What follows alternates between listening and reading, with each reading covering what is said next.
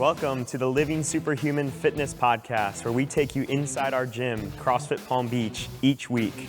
It's here that we are creating new superhumans every day, transforming people's lives, helping them reach a level of health they never knew possible.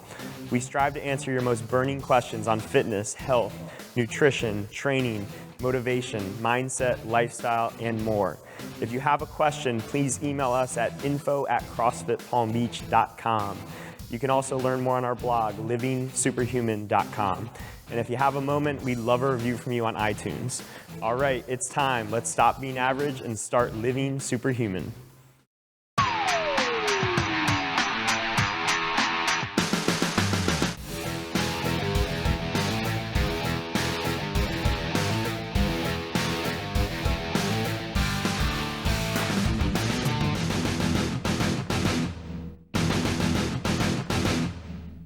Hey guys, welcome to the Living Superhuman Fitness Podcast. My name is Andrew Frezza, and I'm joined today by Tony Frezza, Robby Grove.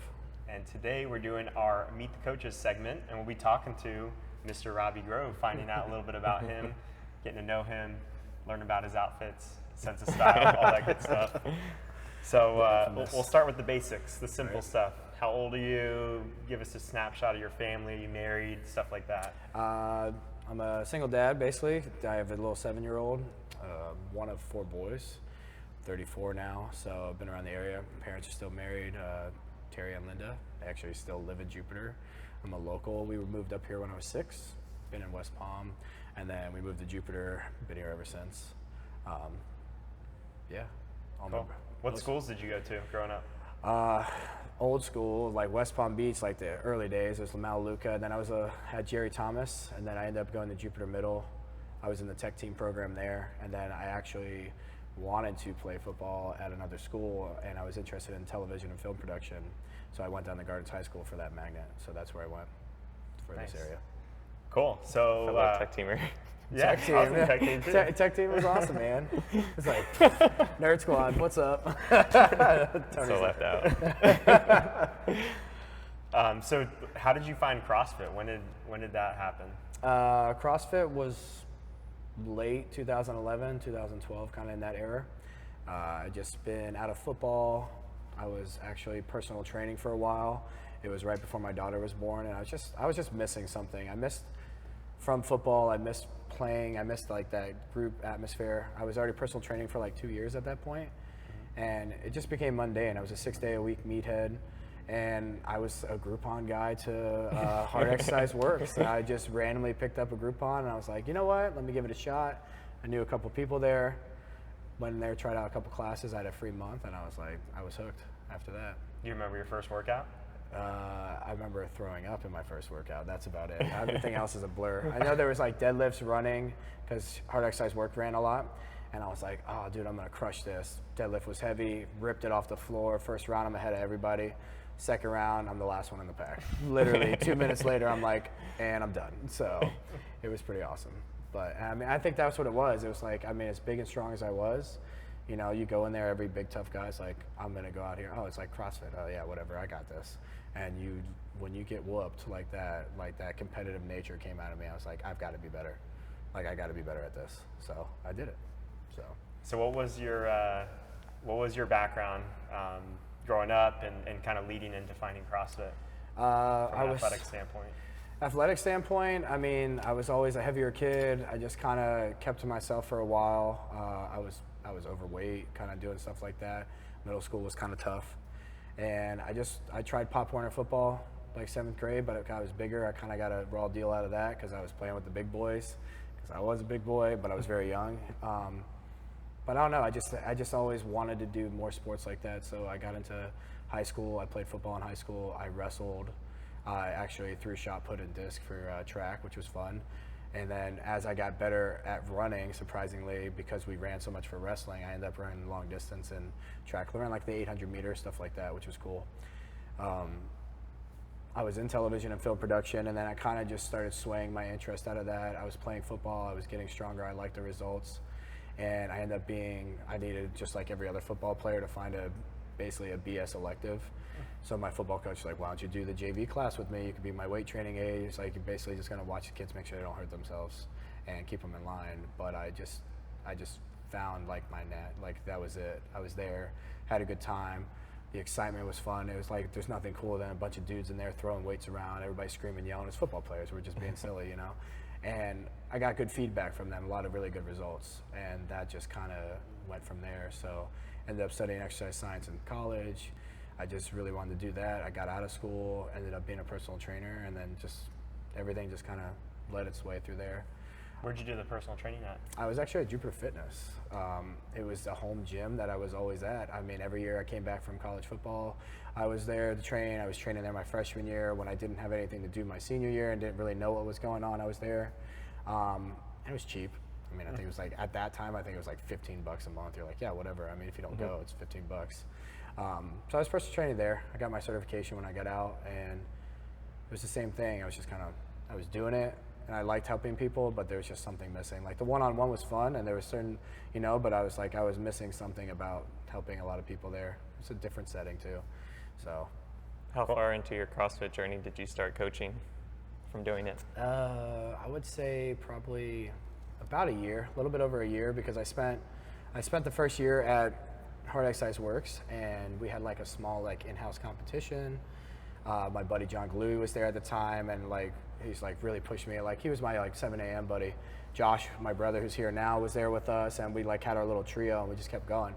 And naturally, I just ended up being a little bit better than other people. I got a little bit harder, and like things got better. I lost weight. I felt good, and we did the competition, which ended up coming into, now I got a taste for it. The Open was coming up, but we didn't know what the hell was going on. We're like, it's CrossFit Open. They're like, you got to do the Open. John's like, you got to do it. And I'm like, I don't know what it is.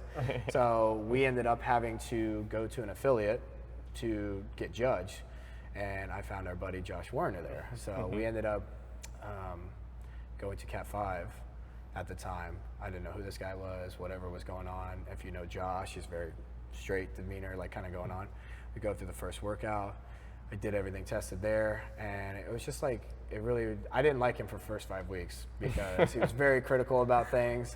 I guess our standards were a little slack at Hard Exercise Works, so it's like I must have done in that year, out of the 150 wall balls, I probably did 176. So it was really probably tough. 176. Yeah, it's probably somewhere exactly that mark. I remember all 26, no reps. It was great. But so we were hanging out doing that, and I just started talking to him and picking his brain. I was like, hey man, we really like it here. Tried it out for a little bit, started paying him, and I was like, hey, I really want to get into coaching this. This is my background.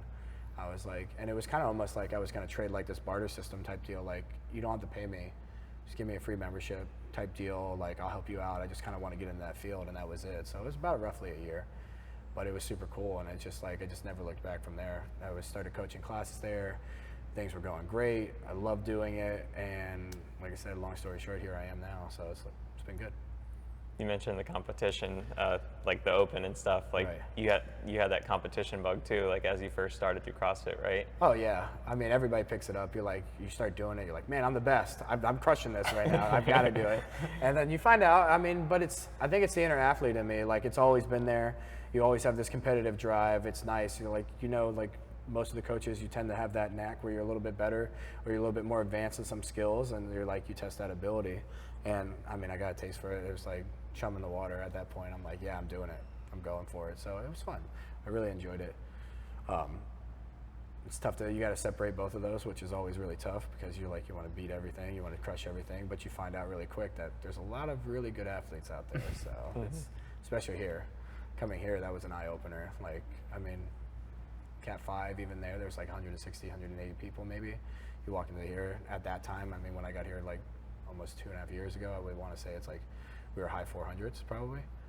And you walk into a 6 a.m. class where every dude in there is banging out bar muscle ups and stuff, and you're like, oh, cool, this is how it is. Awesome, I love it. So it's good times.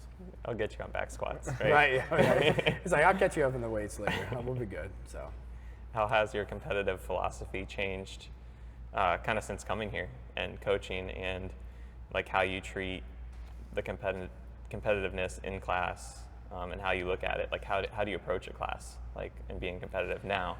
I've always tried to separate that the best that I can. You want to push certain people, and you got to read the class and the dynamics that they want. But me being an athlete and me being a coach, I'm always pump the brakes as a coach. Like, I tend to err to the side of caution. I would rather strip weight off your bar than make you go too heavy, because you've got to understand that there's a limit to everything and where you want to be. I want the right stimulus. I want you to be better. And the biggest thing about that is I want you to be here, because being here will get to where you want to go. Competition side, for me, it was very tough to turn it off for a while, but you got to realize that you have to make a choice. I either want to be an athlete or I want to be a coach. And for the first, the year or two, I think, not to say that I never was a bad coach, but I wasn't living up to my potential by being super competitive all the time. Like, it's tough. You see somebody do something in class, you're like, oh, I'm gonna go crush that. Cool. But what does that do? Nothing. Yeah. Realistically, at the end of the day, for your coaching skills or your skill set, if anything, you're putting this line between you and the clients and everybody else that's in the house. And coming here, especially coming from a super competitive gym where literally people would do anything to beat you in a workout, to be the best type of kind of mentality, tough, gritty gym. Coming here, it was an adapting period where you just have to figure out your role and then just start having fun. You enjoy workouts a lot more when you're not trying to destroy everything or yourself, which is a lot more manageable. And then I found out that I'm getting better results by, practicing what you preach. I don't need to do certain weights. I can be performance for a while. At the time, I could be a scaled athlete and not have to worry about it. I didn't need to do RTG. I don't need to do sport every single day. I don't need to work out every single day. It's okay to take Thursdays off. It's okay to take a Saturday off, even though you want to go crush that partner workout with somebody. So it was tough at first, but I feel like I've settled in well, and I feel it's exciting. So yeah, now you're doing, actually, if we look at your coaching schedule, more BeachFit even than CrossFit. Right. And I know you enjoy that. You kind of thrive in that environment. What is it about BeachFit that you enjoy as a coach? Why do you think that you've kind of found interest in that program?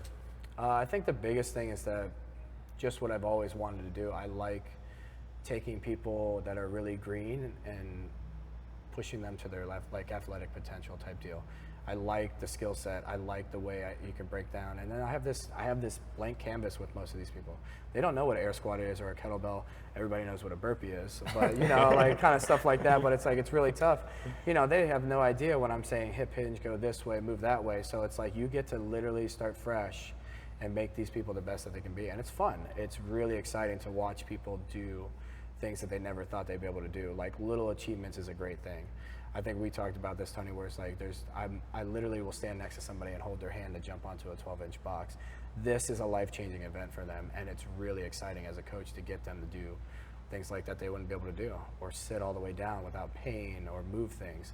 Even carrying a farmer's carry outside with 44-pound kettlebells for a girl, and she's just like, oh my God, I never thought I could do that. And it's a very satisfying feeling to help other people. It's why I started coaching. It's what I love to do. And just being more active over there, it's just the more you get there, you get a lot of really cool people there, everyday people. Not that I don't love CrossFit. I love CrossFit. We do CrossFit over there. They don't know that. That's a secret. You don't know. It's just no barbell, right? So we're having fun with that, and it's I really enjoy that. It's you get your feed from both, but I've really just fell in love with the program, the process. I love working under Zach and with his program and the design that he has for everything.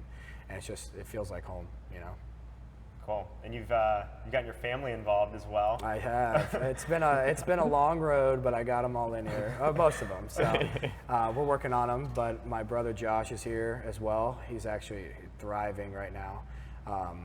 He's doing the nutrition with Danielle. He was started as a beach fitter. He wanted more stuff. He's gone over to CrossFit. He's doing, he's doing amazing. I think he's lost 45 pounds. He looks like a whole new guy.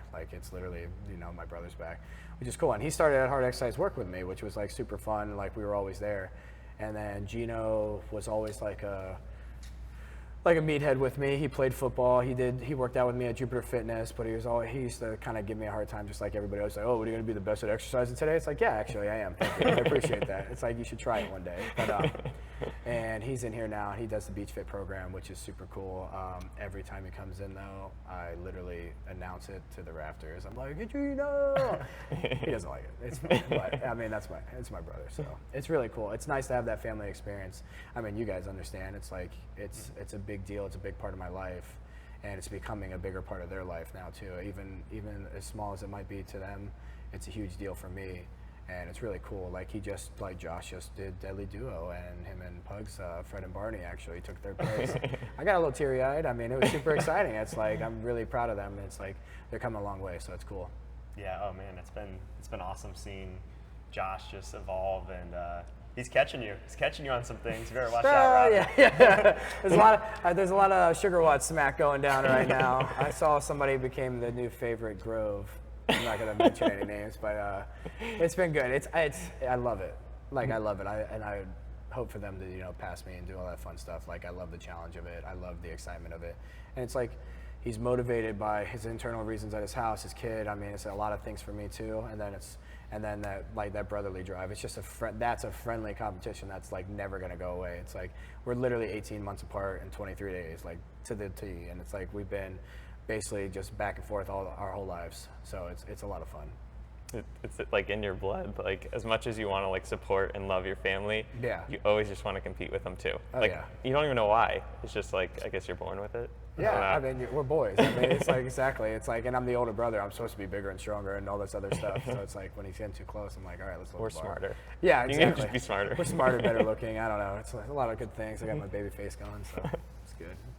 So speaking of family, you have a daughter, Madison. So how has that impacted you as a coach, or just in general, like having her and being a dad? Hands down, it's the best thing that's ever happened to me. Completely changed my life. It's amazing. I love being a father. I set out a while ago. I was, typical thing. Like I said, I was, a little overweight after football. I was looking for other stuff. I got back in shape. And when I started personal training and moving into things, it's like the next step was like, I want a family. I want to be married. I want to have a kid. I want to do all these other things. I have a kid. I have a great life. Everything going the right direction. I have a loving, supporting girlfriend. Everything's amazing. Like, going this way, And I have this amazing little girl that I couldn't imagine it getting any better. It's just teaches you, like, you start respecting a lot of things that you've learned when you grow up. You're instilling values in them for a lifetime, going on. It's like, that's what you want. I love it. Every day she comes in the gym, she plays, she colors, it's just, there's nothing better. What's your favorite Disney movie? Right now? I'm still a big fan of Moana, man. I love it. I just like The Rock in that. That movie's funny. And I think it's one of those really cool movies too, where it's like the chick's the lead role in there, and it's. I thought we were gonna go Frozen. No, I mean, I love the musical. I thought I put though. that on the T for no, you. No. I mean, Frozen is a good one though. I was actually, I'd never watched Frozen for a while. I was like fighting, and I'm like, I don't know if it's gonna be my. And I heard one song and Let It Go, and I was that. That was it. I was done. So hook, line, sinker. Same thing happened at our house. Yeah. We're not watching that. No. Yeah, no, it's on every day. Oh yeah, there's Frozen. You got the Elsa pillow, you got the Elsa blanket, you've got all this stuff running around the house. It's great. Even our little apple juice thing, she always picks them out. So it's really funny. It's good movies. I mean, hey, who doesn't enjoy a good Disney movie though? I mean, I feel like it's part of the rite of passage as a father. Oh yeah. So I know for a while you've been bouncing back and forth between like coaching at gyms and doing the restaurant thing, and now that's kind of like no longer part of what you're doing, right? Right. So I guess what has kind of the restaurant industry taught you about coaching, and how has that experience been for you, and how excited are you now to kind of take these next steps in your life? Right. Man, that's a big one. So I've literally been in the restaurant business since I was 15, so that's almost like 2 decades of work. It's taught you a lot of stuff, a lot of good things, a lot of bad things, a lot of good habits, a lot of bad habits, a lot of stuff you don't want to do. Biggest thing is hard work. I mean, it's a hustle and bustle type deal, and I think it's the same thing. It's a service industry. I mean, that's what I provide here. I do provide a service. I'm here to help people and achieve things like bringing somebody their food, or help leading them on the whiteboard. I mean, obviously like 2 completely dynamics, but same principles. You've got to be in a timely fashion, especially we have an hour. We have an hour to make it the best hour of their day, and I can't run an hour 15. Just like somebody's got to go to the movies, they've got to be somewhere else. They want to have a nice experience, they've got things to do. Highs and buys, learning people's names, a lot of really good hard working skills. We talk about it all the time. The biggest thing about getting to know someone is like using their name, saying hello to them. It's like, I don't think anybody walks out of my classes, and if they do, I'm gonna yell at them in the parking lot, bye, see you later, type stuff. Say hi to everybody. I try to be very personable and greeting, just like when they leave, the same thing, and have a good experience. I mean, especially serving and bartending. Bartending was my jam. You know, I loved being behind the bar. I loved having fun. Those people are a little bit more fluid, obviously, because they're drinking a little bit. So like they open up, and it's like time to tell jokes. You're on stage, literally 24/7 there. It's just like we are there. So it's like if you're behind the bar having a great time, like people are going to feed that. You're going to make more money. You're going to bring in more clientele. It's like more people like you here, the more people are going to respond. Personal training, other fun stuff like that. You've got to be a people person, and it's like it forces you there. What's your favorite drink or your best drink that you made? My best as a drink? bartender? Actually, I made a mean Manhattan for whatever reason. You know, some people miss some parts out of it, and I was just like, this guy used to come in all the time, and I'd put a little bit of bitters in there, and that's what it is, a sweet vermouth, a little bit of bitters, you have all this stuff in there. This guy's like, you put the bitters in here? I was like, yeah. And he's like, wow. I was like, you're welcome. But, you know, I love making shots. I love just making stuff up. We have extra liquor, stuff like that. You can just Google a recipe real quick. Hey, we have, which sounds really weird, but like, oh, gin's left over, like somebody poured gin by accident, whatever. You make a shot, and it's just fun. You pass them out to the bar. It's a big party. I mean, I like to party. I like having a great time. I mean, if you don't know me by now, it's like I'm loud. I like talking. I like being, you know, having a good time in class and stuff like that. So it fit right there. It was a good industry, but it's good to be out of it for sure. The money's great. I mean, it's fast money and it's really easy. And it was a means to an end. I always knew that like that's not where I want to be forever. But you have to do it for a long time. But you have to make a decision. There's a pivotal point where it's like, this is what I want to do, and I can't be distracted by anything else. Like that's sucking away time from me. That's 4 hours out of my life that I could spend in here, whether it's just working out, hanging out, stretching, being that weird guy over in the back corner, you know, on a foam roller for a couple hours just so people see you and being a part of it. It's like, that's what you got to do. And I love it here. It's a great place. I love being here all the time. So it's really nice to have the opportunities I do. Cool. And you have a new opportunity. You want to talk a little bit about that? Yeah, it's really awesome. Just put in the work. I actually got a random call a couple days ago, actually, to the gym. My old high school football coach called me and he's like, hey, you know, what's up? What are you doing? And it's just, you know, just like everything else, being a good person and being very personal, stuff like that. I made a lasting impression long enough that he wanted to bring me on to coach at Jupiter High School. So I'll be helping out with the freshman football team, O-line, D-line stuff, some D coordinator stuff possibly, and then, you know, weight room stuff. And the potential's endless at that point, where it goes from there. Something I've always wanted to do. I love working with athletes. I love working with it. I think it kind of backplays to why BeachFit's so important to me. I'm going to be working with freshmen. They literally don't know anything. They don't know what a down block is, where this is going, how to even get down at three-point stance. And it's like I have this blank canvas to do whatever I want with it. And it's a great opportunity, and just like anything else. And I think it kind of relates to why I like BeachFit so much, like that whole new person, train them how you want to train them, get them to doing the right things, to do the right things so that they can move on to great potential. And so I'm really excited. It's going to be hot, and it's going to be fun, and it's going to be a good challenge, and I'm ready for that. So it's cool. It's really, really exciting.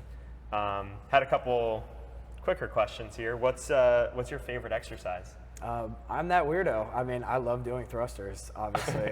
By far, it's the most painful. I really enjoy it. I'm a barbell guy too as well, I mean, clearly. But I mean, I love deadlifting, squats, stuff like that, any type of like really basic foundational strength movement. Yeah, CrossFit movement though, I definitely want to do a thruster. Is that your favorite thing to coach, or do you prefer, what's your favorite thing to coach if you have something? Yeah, I mean, I love doing stuff like that. I love coaching the barbell period in general, like deadlifts. I love squats. They're super fun. I like running around people. I like that technical aspect of cleans and snatches and stuff like that, where I get to showcase, you know, stuff for them or see little things. I feel, you know, having a good coach's eye, it helps out a lot, and you're sitting in there, and I can take that. I think the great experience with CrossFit is really helping over there as well, because you can be so technical on little things where they don't think it would make a big deal. So, but yeah, I mean, those are amazing. Do you have a favorite benchmark workout? Yeah, I mean, I struggle with pull-ups from time to time. It's a weaker movement, I would say, in my wheelhouse, but I love doing Fran. I love the 21-15-9 with that. It's just that burn. It's just like that go. I know you're going to suffer. You know you're going to hurt, and you're just going to go get it. So You did pretty well last time we did it. What'd you get? I did. It was close. I'm getting close to that 2-minute mark. I know that. So I'm getting down there. But it's exciting. I mean, especially you watch, like I said, you watch a lot of really great athletes, and it's like you can't, I mean, I can move really well on the barbell. And it's like, so I've been able to cycle my pull-ups a lot better. My shoulder's getting better. Like, I feel good. A lot of good things there. So I'm looking forward to that. What's your favorite food or cheat meal? Oh, hands down, I'm a taco guy. I love tacos. I mean, clearly with the papichulo, I mean, I can eat breakfast taco, lunch taco, dinner taco, choco taco. Doesn't matter what it is. If it's a taco, I'm in. So they're good, and they can be reasonably healthy or they can be really bad. So which is always really cool. So that's my jam for sure. Choco taco. Wow, that's good. Kicking it old school. The I think you're gonna go there today. The taco memes are going to come out Oh like my God. the Forrest Gump. I love them all, exactly. Taco this, taco that. I mean, I got taco shirts. I got my sombrero. I'm ready to rock. So. Yeah, I was kind of expecting that we would be like wearing some sombreros or something today. You're kind of known for your crazy outfits. I am. So, you know, usually 4th of July or Murph, we can expect a, you know, American flag onesie or something. Yeah. Maybe just a random Wednesday you'll be wearing a crop top. You know, I really don't know what to expect with you. So I guess the question is what's your favorite crazy outfit that you have? I love America. Those usually lead pretty well, but I think for Halloween, I had a really good time rocking the Care Bear. So it was it's the one. It's the blue one. He's got the teardrops, the rain, but it's on his heart. It's like the sad, misunderstood guy, but he's really just a big, lovable teddy bear. I actually rocked that in back-to-back workouts. That was vicious that day. But It's like wearing your insides on the outside. Exactly. You know, you got to keep the people, you know, guessing. You got to keep them excited about it. I love doing it. I think it's fun, and that's the biggest thing about it. I like having a good time, and I like seeing people smile. So it's like, and I'm a big traditions guy. Like if you talk to anybody, especially my family, we're always raised, you know, big Thanksgiving, you know, family dinners for this. You know, these are how holidays go. It's like I instill that with my daughter. I dress up every year, and I match my daughter for Halloween. I have probably more than I care to admit with onesies, at least closer to the 8 to 10 range, I would say. Christmas, forget about it. That's loaded up. Anything America, I buy it. It's just funny.